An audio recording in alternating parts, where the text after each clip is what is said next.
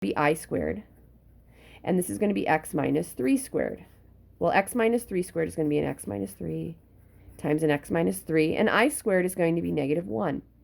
Multiplying this through, you guys, you're going to have an x squared minus a 3x minus another 3x plus 9. That equals negative 1. Combine these, you get x squared minus 6x plus 9 equals negative 1. Add 1. We get x squared minus 6x plus 10 equals, I call that y. Now that's the quadratic that gave us the imaginaries. We need to take this x squared minus 6x plus 10 and multiply it by the last factor, which would have come from an x minus 6. And here we go. X times x squared is an x cubed. X times a negative 6x is negative 6x squared. X times 10 is a 10x. Negative 6 times x squared is a negative 6x squared. Negative 6 times negative 6x is going to be negative 36x. And negative 6 times 10 is going to be negative 60. Here we go. We got x cubed minus 12x squared. It's going to be minus 26x minus 60, and that equals y. All right? And I totally just made that one up. All right, so that is that one. And hopefully you're not getting too much of a glare. All right. I feel like I should have at least, oh yeah, one more. Last one of this video, you guys. Here it is. And this is E.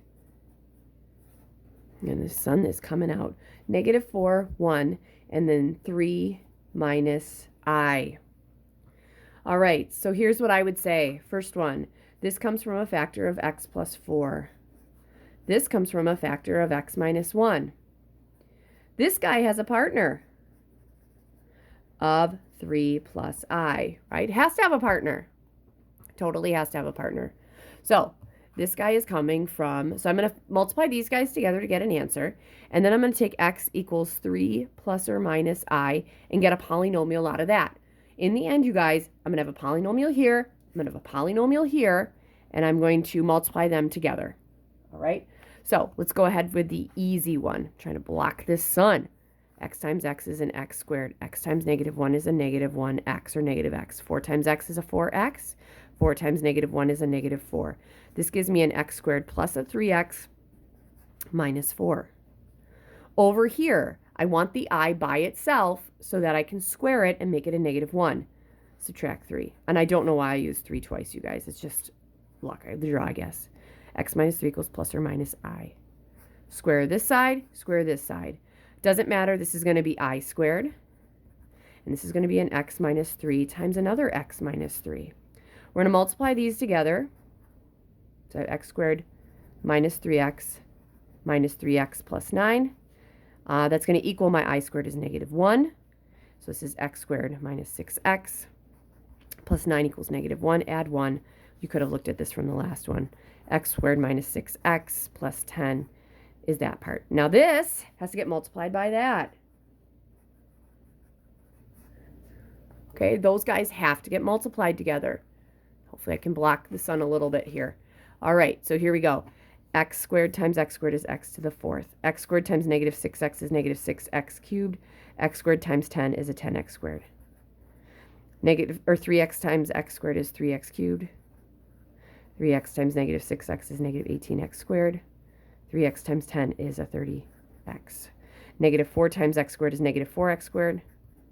Negative 4 times negative 6x is 24x. Negative 4 times 10 would give me what? Negative 40. And here we go. It's going to be x to the 4th minus 3x cubed. Okay, 10 minus 18 minus 4. 10 minus 18 minus 4 is negative 12. Don't want to make that mistake. And this is going to be plus, what, 57x minus 40. And that equals y.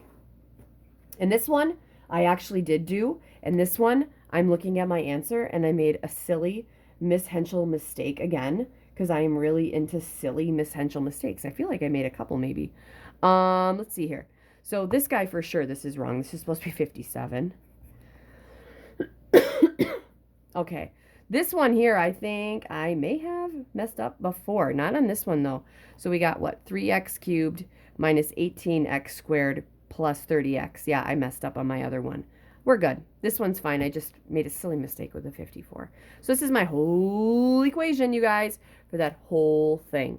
All right. So I know that this one was kind of long, but there's a lot of stuff in this one. We talked about some definitions with linear factorizations, as well as finding zeros and the fundamental theorem of algebra.